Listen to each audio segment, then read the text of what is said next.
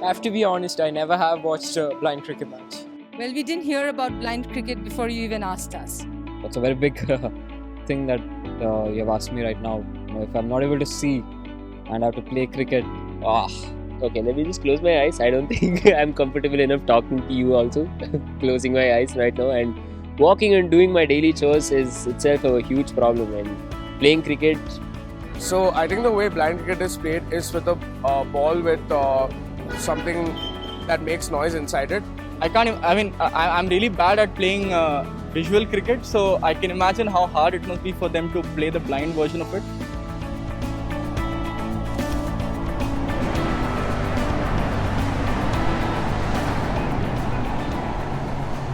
When we talk about cricket, we talk about man of the match, captain, coach, and everybody else who is associated with cricket.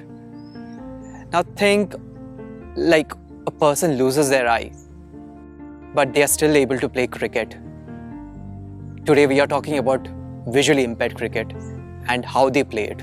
Our vision is possible only by the light which enters the eye and captured by the retina, and this image, when transferred to the brain, enables us to see our day-to-day lives. By blindness, we refer to a permanent damage to the optic nerve and retina which cannot be corrected through surgery.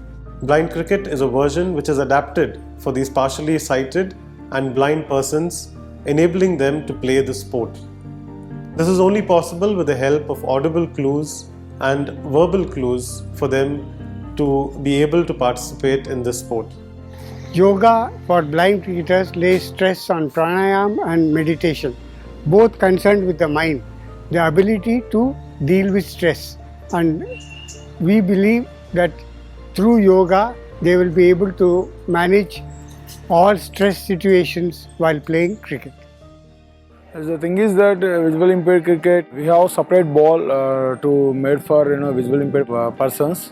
That ball will give noise. With that noise, visual impaired person they able to play cricket. We have separate categories, depending on their vision, like B1, B2, B3. B1 they can't see at all. They have to focus on the that noise only, that ball which made for us. B2 they can see up to 2 meters. They will depend off vision, off audio. B3 they will totally depend on vision only. They can see ball little bit more than 6 meters, 7 meters. With that, with this combination, we used to play blind cricket. In a partially blind person, he can barely see to a distance of 2 to 3 meters, and this means that he will be able to react to the ball or react to a situation in a much shorter duration of time. So he lays a much greater emphasis on his audible cues, the surroundings around him, and what exactly is happening on the field. But as compared to a person who's totally blind and has no visual stimulus at all, in this person it is entirely reliant on his audible cues, and what exactly is happening in the surrounding around him is entirely dependent on that. Apart from that, we have same rules like how normal cricket they played, MCC. Mostly 80% same rules, little bit changes like bowling action, underarm bowling action, circle also, same circle, but our boundary 50 yards only. More priority given to B1 because for B1 only visual impaired cricket started. They have to bowl minimum 30% quota of the total over. At a time batting also we have circle B1, B2, B3. This circle if B2, B3 went opening, next has to come B1. B1 can take by runner. When B1 batting, he has to take where is the B2, please clap, where is the B1, please clap, where is the B3, please clap. With that clapping he can judge placement, where is the partially fielders, where is the positions. He can understand with that clap only. So it is a huge challenge when you have absolutely no vision to engage into a sport without any visible clues. You're entirely dependent on totally focusing on the audible clues, irrespective of what is happening in the environment, with the crowd cheering in the background, and trying to focus exactly on the sound which comes from the ball, or trying to follow through as to what is happening on this field, on the sport.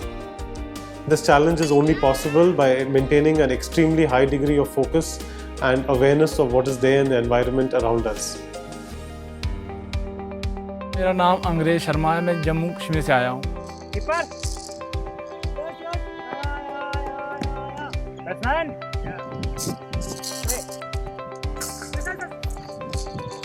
After losing my vision in the year 2011, when I saw that a blind Indian cricket team won their World Cup, and I was very much inspired to be the part of Indian team.